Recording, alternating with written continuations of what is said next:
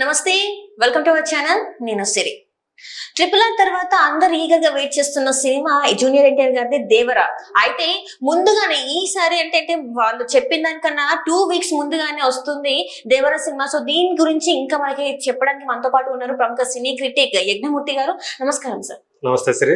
Sir, ఇప్పుడు చూస్తుంటే దేవరా అనుకున్న డేట్ కంటే ముందే ఒక 2 weeks ముందే వస్తుంది. అంటే ట్రిపుల్ ఆర్ సినిమా తర్వాత ఇంకా అంటే ఏ మూవీ కూడా తను చేయలేదు. ఈ మూవీ గురించి అయితే ఫ్యాన్స్ చాలా వెయిట్ చేస్తున్నారు. సో ఈ మూవీ మరి 2 weeks ముందు అయితే వస్తుంది కదా, సో ఎలా అంటారు? యాక్చువల్గా దేవరా దసరా సందర్భంగా అక్టోబర్ 10న రావాల్సింది. గతంలోనే చాలా కాలం క్రితమే అక్టోబర్ 10 దేవరా వస్తుంది అన్నట్టుగా వాళ్ళు డేట్ అనౌన్స్ చేశారు ప్రొడ్యూసర్స్. అయితే జూనియర్ ఎన్టీఆర్ ఫ్యాన్స్ని మరింత ఆనందంలో ముంచెత్తుతూ చెప్పిన దానికంటే ఇంకా 2 వారాల ముందే సినిమాని తీసుకురావడానికి ఇప్పుడు తాజాగా నిర్ణయించి ఆ డేట్ అనౌన్స్ చేశారు. దానికి సంబంధించినటువంటి పోస్టర్ కూడా అఫీషియల్ గా రిలీజ్ చేశారు. మనం చూడొచ్చు 27/9/24 వరల్డ్ వైడ్ రిలీజ్ అని చెప్పేసి. సో ఇది దేవరంలోని ఫస్ట్ పార్ట్. సో 2 పార్టులుగా ఈ సినిమాని డైరెక్టర్ కొరటాల శివ రూపొందిస్తున్నాడు. అటు నందమూరి కళ్యాణరామ సంబంధించినటువంటి ఎన్టీఆర్ ఆర్ట్స్ ఒకటి, అట్లాగే కొరటాల శివ స్నేహితుడు సుధాకర్, వీళ్ళిద్దరూ కలిసి ఈ సినిమాని ప్రొడ్యూస్ చేస్తున్నారు. సో ఎక్కువగా అంటే సముద్రం మీద అలాగే సముద్రం లోపల ఈ సినిమా కథ సన్నివేశాలు ఎక్కువగా జరుగుతాయి. సో అండర్ వాటర్ సీక్వెన్స్లతో పాటు అండర్ వాటర్ యాక్షన్ సీక్వెన్స్లు సో ఈ సినిమాకి ప్రత్యేక అలాగే ప్రధాన ఆకర్షణగా నిలుస్తాయని చెప్తున్నారు. నాకు కూడా తెలుసు, ఎందుకంటే నాకు ఈ సినిమా యూనిట్లో ఉన్నటువంటి కొంతమంది మెంబర్స్ నాకు కూడా స్నేహితులు ఉన్నారు. కాబట్టి వాళ్ళు చెప్పిన దాని ప్రకారం అయితే ఇవన్నీ కూడా అండర్ వాటర్ సీక్వెన్స్ అనేవి ఇప్పటి వరకు తెలుగు సినిమాలో మనం ఎన్నడూ కూడా కని విని చూసి ఎరగమని చెప్పేసి చెప్తున్నారు. మనం హాలీవుడ్ సినిమాలో చూసాం.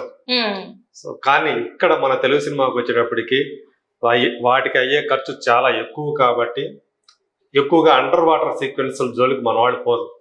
ఏదైనా పోయినా ఓన్లీ కేవలం గ్రాఫిక్స్ షాట్ లాగా తీస్తారు. కానీ ఇక్కడ అవి ఒక లైవ్ యాక్షన్ తోటి, అంటే గ్రాఫిక్స్ మిక్స్ ఉంటుంది, బట్ దాంతో లైవ్ యాక్షన్ జూనియర్ ఎన్టీఆర్ చేసినటువంటి రిస్క్ తీసుకొని చేసినటువంటి ఆ ఫైట్స్ చాలా బాగా, అంటే ఒళ్ళు గగురుపాటు గుజ్ బంప్స్ వచ్చేటట్లుగా వచ్చాయని చెప్పేసి చెప్తూ ఉన్నారు. సో ఇప్పుడు అట్లాంటిది యాక్చువల్గా సెప్టెంబర్ 27న గతంలో అయితే పవన్ కళ్యాణ్ సినిమా ఓజీ ఆ సినిమాకి వస్తుందన్నట్టుగా ప్రచారం జరిగింది. సో ఆ సినిమా ఇప్పుడు దానికి సంబంధించినటువంటి ఎలాంటి అప్డేట్ ప్రస్తుతానికి లేవు. ఎందుకంటే మనకు తెలుసు పవన్ కళ్యాణ్ కొన్ని నెలలుగా రాజకీయాలతో బిజీగా ఉండటం. సో ఇప్పుడు తను ఉప ముఖ్యమంత్రిగా కూడా ప్రమాణ స్వీకారం చేశారు. కాబట్టి దానికి సంబంధించినటువంటి పనులతోటి ప్రస్తుతానికి ఆయన బిజీగా ఉన్నారు. కొంత వెసులుబాటు కలిగిన తర్వాతే ఆయన మళ్ళీ సినిమా సెట్స్ మీదకి వచ్చే అవకాశం ఉంది. సో ఫస్ట్ ఆయన చేసే సినిమా మన ఓజీనే కాబట్టి సో అది ఎప్పుడు వస్తుంది ఏంటి అనేది ప్రస్తుతానికైతే డౌట్ఫుల్ గానే ఉంది.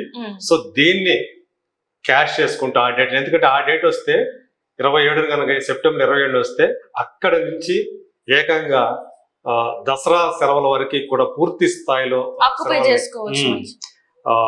యూటిలైజ్ చేసుకోవచ్చు.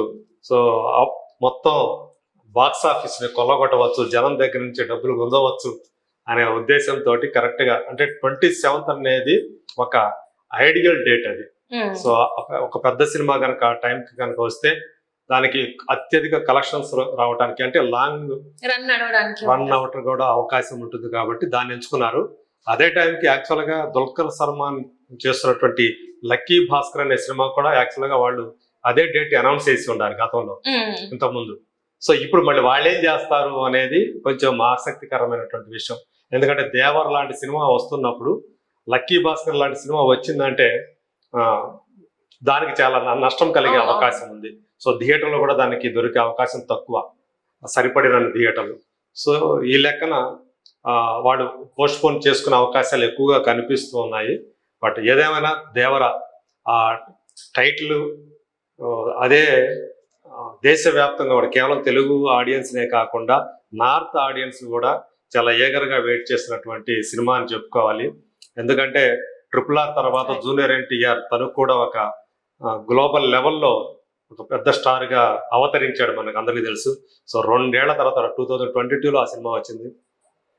2 ఏళ్ల తర్వాత ఇప్పుడు మళ్ళీ జూనియర్ ఎన్టీఆర్ చేసిన సినిమా కాబట్టి దీనికోసం అటు ఫ్యాన్స్ తో పాటు సాధారణ ఆడియన్స్ కూడా, ప్రేక్షకులు కూడా చాలా కుతూహలంగా ఎదురు చూస్తున్నారు ఈ సినిమా ఎప్పుడు వస్తుందా అని చెప్పేసి. Right sir. అంటే ఇందులో చూస్తున్నట్టయితే ఫస్ట్ టైం బాలీవుడ్ యాక్ట్రెస్ మన శ్రీదేవి గారి కూతురు కూడా ఎన్టీఆర్ గారితో అయితే పేరప్ అవుతున్నారు. సో ఎలా ఉంటది జాన్వీ కపూర్, ఎలా ఉంటది ఏంటనేది కూడా చాలా అంటే ఈగర్గా వెయిట్ చేస్తున్నారు వాళ్ళ ఫ్యాన్స్ కూడా. సో చూడాలి మరి ఎలా ఉంటది ఏంటి వీళ్ళ కాంబినేషన్ అంటే తన డాన్స్ కూడా జూనియర్ ఎన్టీఆర్ గారి డాన్స్ కూడా మనం చూస్తే డైలాగ్ డెలివరీ అయినా డాన్స్ అయినా కూడా చాలా బాగుంటది. మరి ఈ సినిమాలో ఎలా ఉండబోతుంది, సాంగ్ పరంగా కూడా చూసుకుంటే మనం సాంగ్ కూడా విన్నాం ఎలా ఉంది ఏంటి అనేది. ఈ సినిమాకి అనిరుద్ధ్ మ్యూజిక్ డైరెక్టర్. సో ప్రస్తుతం దేశంలో ఉన్నటువంటి అంటే సౌత్ లోని టాప్ మ్యూజిక్ డైరెక్టర్స్ లో తను ఒకడు. దేశవ్యాప్తంగా అత్యధిక రెమ్యునరేషన్ తీసుకుంటున్నటువంటి మ్యూజిక్ డైరెక్టర్స్ లో ఒకడు. సో ఇప్పుడు అతను కేవలం తమిళంలోనే కాకుండా తెలుగులో కూడా చాలా గిరాకీ ఉన్నటువంటి మ్యూజిక్ డైరెక్టర్ గా మారాడు.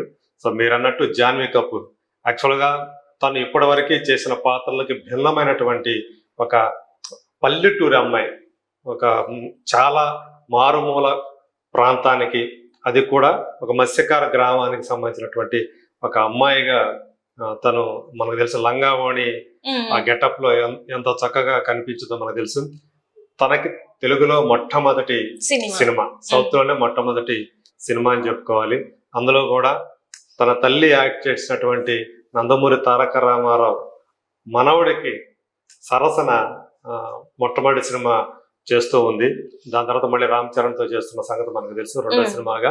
సో జూనియర్ ఎన్టీఆర్, జాన్వీ కపూర్ వాళ్ళిద్దరు జంట, అలాగే వాళ్ళిద్దరి ఆన్ స్క్రీన్ కెమిస్ట్రీ ఎలా ఉండబోతోంది అనే ఆసక్తి కూడా అందరిలో కూడా నెలకొని ఉంది.